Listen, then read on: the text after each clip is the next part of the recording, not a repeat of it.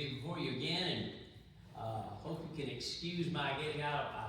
I almost forgot about it, to be honest. It's a delight to be here with you this morning, and hope that you're in a good frame of mind today.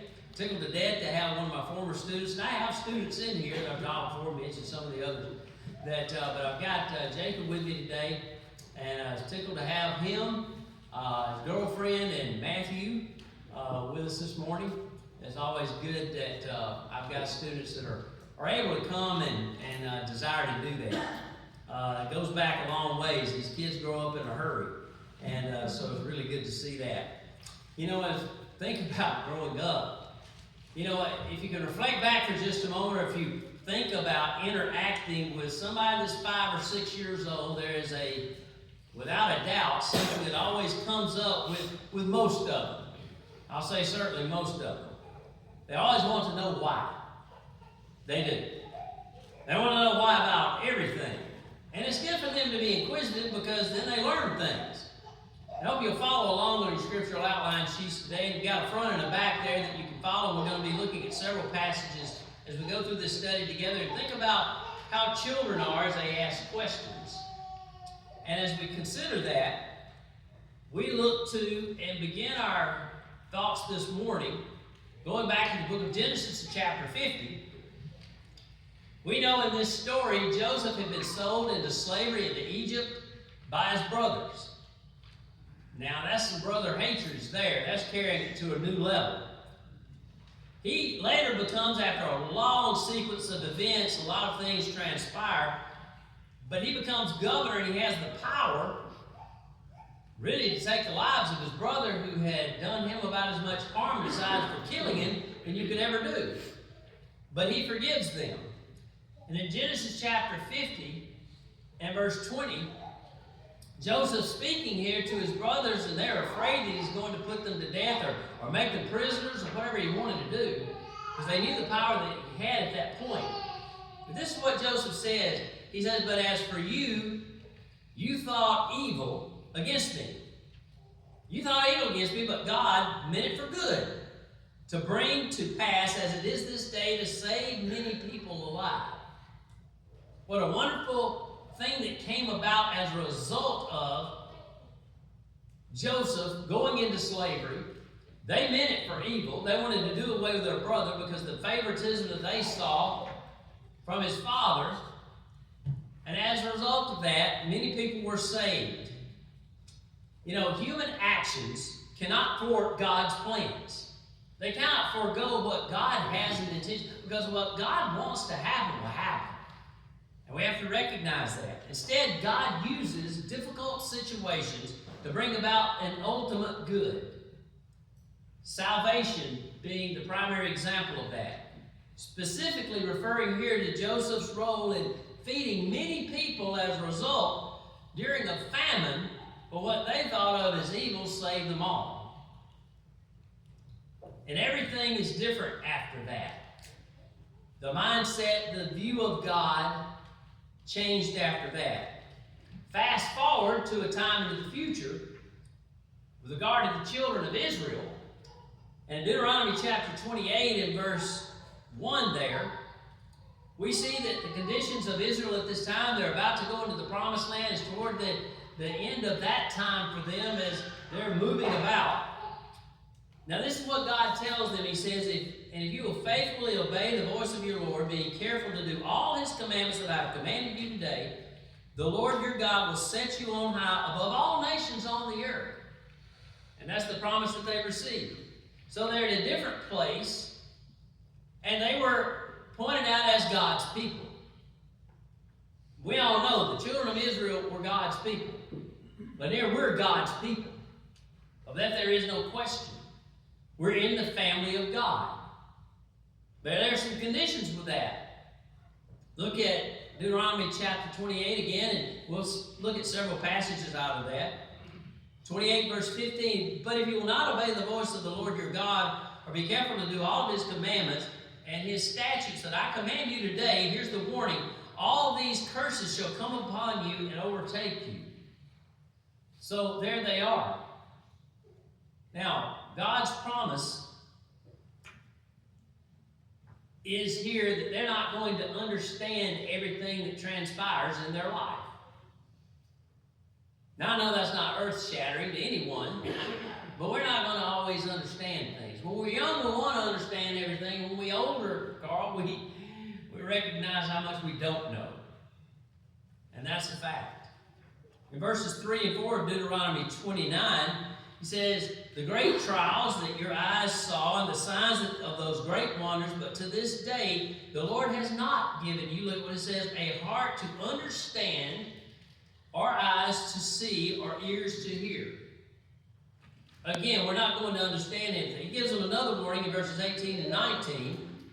And then he goes on to tell them the results of what will take place if they don't adhere to God's will. He says, you're not going to understand everything, but what I do have for you to understand and know, you need to obey. And in verses 24 and 20 through 26, Deuteronomy 29, he says, all the nations will say, and this, when something transpires with them that doesn't turn out their way, all the nations will say, why has the Lord done this to this land? What caused the heat of his, talking about this great anger? Then the people will say, it is because they abandoned the covenant of the Lord, the God of their fathers, which he made with them when he brought them out of the land of Egypt. And went in, look at what it says here, served other gods and worshipped them, gods whom they had not known and whom he had not allotted to them. You see, even the strangers of this time, people looking at Israel are saying, here's why this is happening to them. They didn't obey their God like they were supposed to. Even the strangers saw and understood that. You see, God's message here is that I'm God, so go do what I tell you to do. I'm God, do what I tell you to do. Because that's the way it is. And that's the way it should be. And here's a verse we're going to look at and refer back to over and over again this morning. Deuteronomy 29:29. This is our key passage today that we'll look at. It says, the secret things belong to the Lord our God, but the things that are revealed belong to us and to our children forever, that we may do all the words of this law. The first part we'd like to concentrate on. The secret things belong to the Lord our God. The secret things. What is a secret? A secret, something you don't know. A secret is something that a lot of people can't keep. Even though they promise to keep it, they don't. Sometimes people are given secrets and they can't wait to tell it as fast as they can because they like revealing things. But this is a secret that's kept. These are some things that, you see, I may never know why something happens in life. I may never have the answer to that. You see, I may never know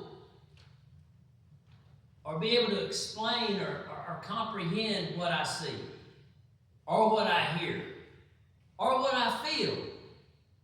I may not always be able to ascertain what that means. In any instances, we won't know why. As it says in that passage, those secret things that belong to the Lord our God. There's some facts that I've already pointed out, but I want to reiterate it, okay? There's some facts. We won't know, but we want to know. We want to know, but we're not going to know. That's a fact. You know, when you're a young person, you're 14, 16, 18, 20, you want to know and you think you can know and you can't. Later, we'll know maybe. Whatever we don't know, but would like to, but not in this life. You see, we only see things partially. The Bible points that out several times, actually, but we'll look at what the Apostle Paul said in 1 Corinthians chapter 13 and verse 12. He says, for now we see in a mirror dimly. We see dimly. But then, face to face, later on, we'll have a clearer picture of things. But then, face to face, now I know in part, then I shall know fully, even as I have been fully known. We will be able to see, but not now. Maybe later on. Again, The secret things belong to the Lord our God. And you see, it's not available for knowing by any means or method either. There's not something that we can do to figure that out or find that out. And we'll point that out again. Now, God hasn't left us completely in the dark. We can ask for wisdom. You know, maybe one of the things we don't do enough is ask for wisdom. And pray to God to give us wisdom, to have an understanding as to what's going on in this life and what I'm going through. And we fail to ask, and maybe that's why we don't find out. We need to ask. In James chapter 1 and verse 5, he says, if any of you lacks wisdom, and a lot of us lack wisdom on a lot of different things, he says, let him ask God, who gives generously to all without reproach. That's a condition there, and it will be given to him. You see, the hardest part of all of this isn't necessarily just the not knowing. It's not knowing the length of time with which we'll have to endure that. But God has promised us He will give us wisdom if we will ask, but there's still secret things we're not going to know. You see, that dilemma is, how long is it going to last? I'd like to share some examples with you. You can probably see yourself in some of these examples this morning. At least I hope you can. You don't know when your prodigal child will come home. You don't know. See, some have prodigal children. We know the prodigal son's story. The son goes off into a land and abuses and uses all of the wealth that has been given, and he's living a riotous life. And he's away from his father. Maybe you've got a prodigal. You don't know when they're coming home. You don't know when the hurt will stop. Whatever it is that's nagging at you, pulling at you, whatever the hurt is, you don't know how long that's going to last, do you? You may never know. When the financial hardship you're dealing with is over, how long will it last? You know? How long am I going to have to endure this hard time that I'm going through? We've all been there with some of these things and having to deal with difficulties we have to go through in life that are secret things we just don't know. Why did this? And another question. And this is the great question of all questions that are asked, especially of children of God by people that aren't children of God. Why did that happen? Why would God let that happen? You've heard that one before. You've thought about that one before. You've probably mouthed that one before when something tragic happened in your own life. Why did God allow this? Why does this have to be so hard? You know, I've seen kids say that a lot of times when they're faced with a difficult situation. It hurts, it lingers, and it can last a long time. And what's the problem with all this is that it can pound away at our faith and take away the strength from it. We get to that point, we just don't care anymore. We just want to give up. But we have to remember this. I'm going to read this little phrase with you, and I think it's an important phrase to remember. We have a minuscule role in God's infinite plan. Our little part in it's not all that big. Think about the billions and billions of people that are living now and the ones that have already lived. And God's got a great big plan, and we're just a little tiny little bitty speck of a part of it. If you want to feel small and how small you are, on a clear night, go outside and look up. That's all you got to do. Or you can go the other way and you can look down at the intricate detail on a flower. Same kind of thing. It's incredible, isn't it? I'm just a little bitty part of that. You know, being a mom's a big deal. It is. It's really important. I'm not minimizing that.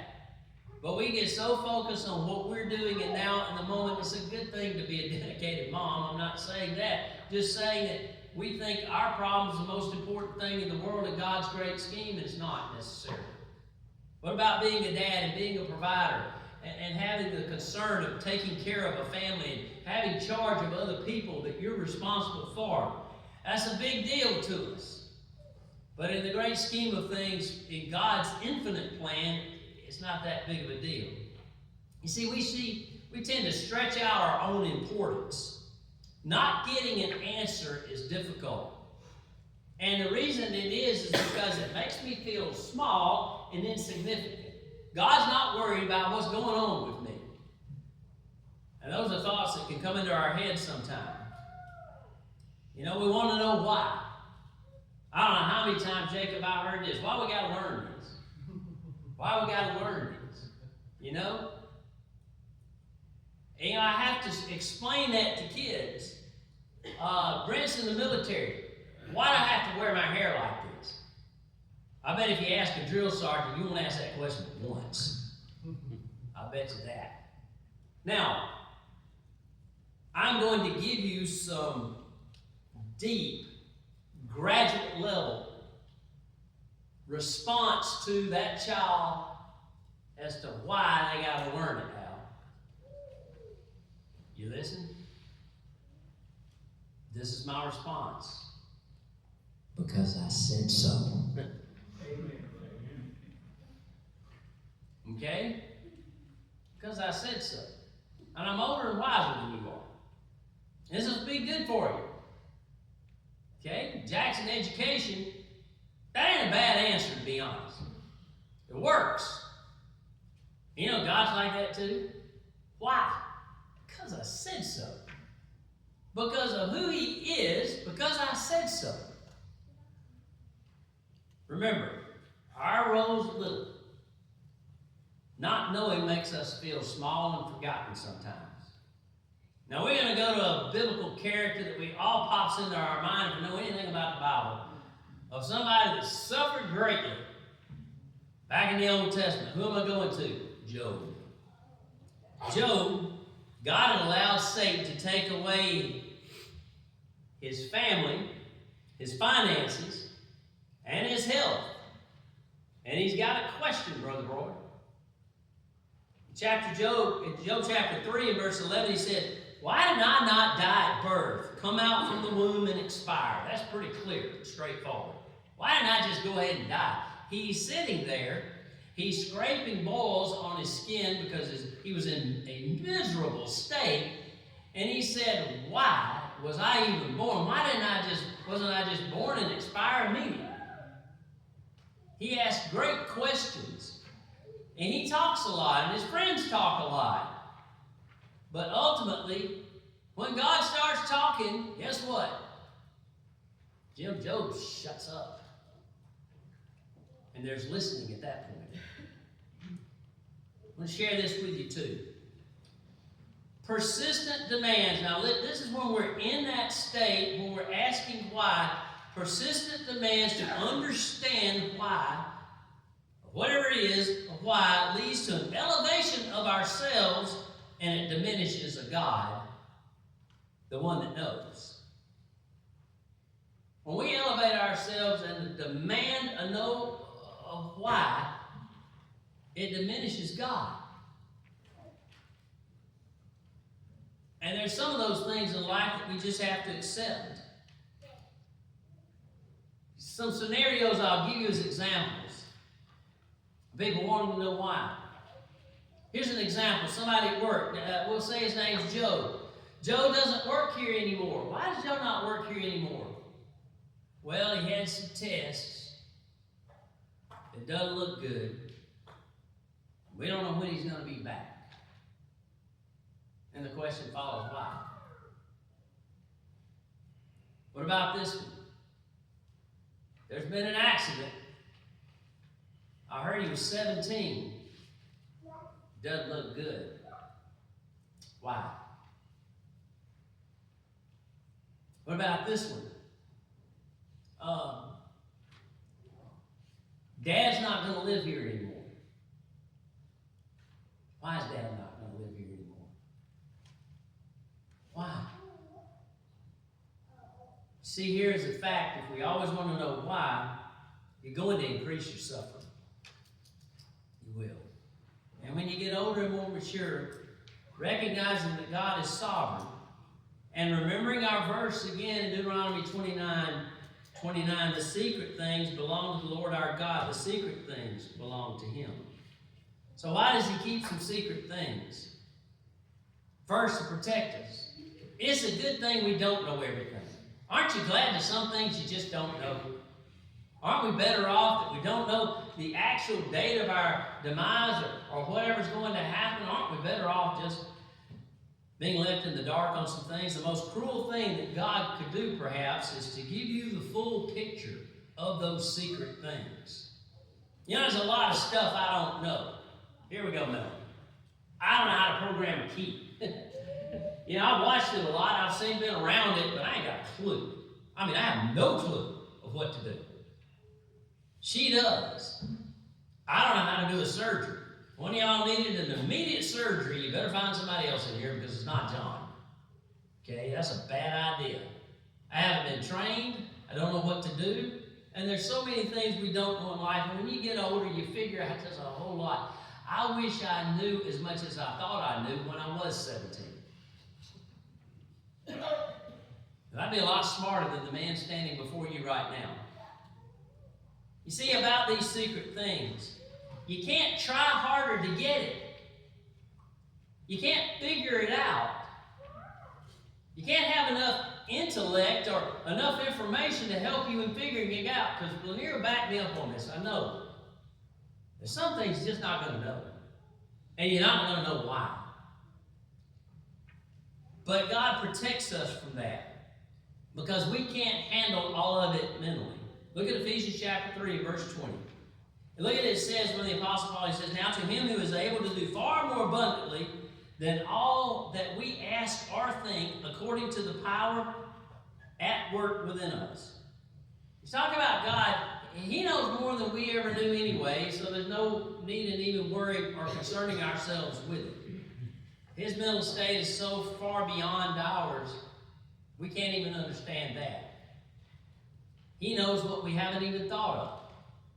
We think, maybe I don't have enough brain to figure it out. You know, there's a relationship between, they say scientifically, between the size of the brain and the intelligence. But a dolphin's brain is bigger than a really smart animal, but his brain is bigger, but he's a lot bigger than us to start with. What matters is the size of the brain in relationship to the body is what I understand matters the most. But no matter how smart we are, we can't figure all of it out. Secrets also protect us from pride. Because if we know a whole lot, we can gain pride. And the wrong kind of pride, too. 1 Corinthians 8:1, look at what he says now. Concerning food offered to idols, we know that all of us possess knowledge. Look at what it says. This knowledge puffs up, but love builds up. Knowledge puffs up, but love builds up. There are a lot of people that think they know spiritual things that they don't know. And I guess they think that it adds to their ability or their power or something. I'll give you a couple of examples. The end of the time crowd. There are a group of people out there that are convinced that they know when the end of time is going to be and they make predictions about it. And I know this, I've said this before. Every one of them, all of them, 100% of them, have been wrong. Every time. Been doing it for thousands of years and they're wrong here. That's why John don't make predictions. What about this crowd? They can explain to you, Jim, why 9/11 happened. They know why. No. Not really. They know how it fits into the system and the narrative of the end of time and what God's doing. No, they don't. That's one of those secret things. There's danger in knowing too much, and God knew that. If he knew why, if we knew why on everything, we might judge God. And we don't need to judge God. In Romans chapter 9, verse 20 says, but who are you, O man, to answer back to God? Who are you, O man, to answer back to God? In other words, argue with God. What will be, listen to this part too, after you ask that question, what or will what is molded say to the molder, why have you made me like this? The object shouldn't say to the one that made it, why'd you make me like this? You know, there's certain things I would like a little bit different about me too, but it's not within my purview to do that. Because when we do that, it diminishes God from his rightful place. It might take us off of our mission too. We worry about the secret things. You see, I'm here for a purpose, and you're here for a purpose too. And this is our spiritual purpose. Galatians 3:23, it says, whatever you do, work heartily as for the Lord and not for men. We work for God, not for men. It doesn't matter what people think, nearly as much as it does as to what God thinks. We think about it again. Go back to our original passage in Deuteronomy 29. The secret things belong to God. But look what it says at the end of the verse. But the things that are revealed belong to us and to our children forever, that we may do all the words of this law. There are things that belong to us, and we should savor what is revealed, because we know a lot. God has given us a lot. I've heard people say, you know, God didn't cover this or cover that or whatever in the Bible. We can't get people to read the Bible now. If it was bigger, do you think more of them would read it? We know a lot. We know where all of this is going, don't we? Ultimately, we know. We know how this ends up. We know who wins. Ultimately, Christ is going to win. Because we know how to be saved, and we know how to live for God. As the passage points this out, 2 Peter chapter 1 and verse 3. His divine power has granted to us, look at what it says here, all things that pertain to life and godliness, through the knowledge of Him who called us into His own glory and excellence. You see, we know everything we're supposed to and need to know. And that is not often satisfactory to a young mind. That's not often satisfactory to other people's minds that are older too. But we can do all the words of the law by knowing the book. You see, as it says there in 2 Peter, we have all of those things, and that should be a blessing to us all. You know, there's some things on this side of eternity we're not ever going to know. We're just not. The secret things that you referred to. But what God reveals to us, doesn't reveal to us, is for our own protection and well-being. And what we need to do is take our focus off of what we don't know and focus on what we do know.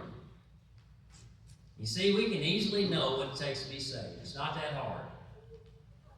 Christ is the only way. We have to believe in Him. Believing in Him leads us to confessing Him as our Savior, repenting of sin in this life because of the sins that we have. We can't pay for our own sins. Christ had to do it for us. And then we answer the command to be baptized in the name of Christ for the forgiveness of sins. And people say, why, Jim? Because He said so. And He gives us all the reasons why anyway, but just because He said so. And that's a good enough reason. And He also tells us how to live for God, to lead a godly life, to lead an obedient, reverent life in the eyes of God. Shouldn't that be the goal for us all? I hope this has been beneficial to you this morning. And if you need to respond to answer the call to obey the gospel of Jesus Christ by putting Christ on in baptism for the remission of your sins through your belief in Him, we encourage you to respond today. Or if you as a child of God have sin in your life and you have asked too many why questions and haven't had the kind of faith that you should have, or have sin that's entered into your life is severing your relationship with God, whatever your need is, make it known to us now. While together we stand, while we sing.